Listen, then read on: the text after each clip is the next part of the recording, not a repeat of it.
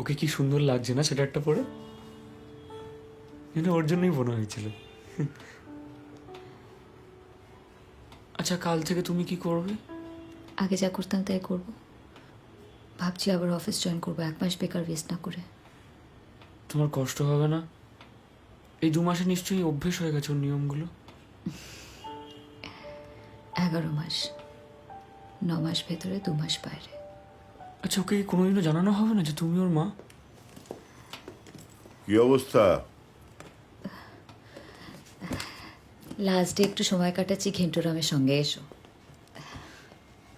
আয় তোর প্রেশারটা একটু চেক করি। এবারে একটু নিজের দিকে খেয়াল দে। বাচ্চাটাকে ওভাবে আঁকড়ে থাকিস না, ওকে ওর মার সঙ্গে অ্যাকাস্টমড হতে দে। কই সে কি করছে দেখি, দেখি তো। এই তো সবে উঠলো। ও মা, সোয়েটারটা কি দারুণ গো, হাতে বোনা।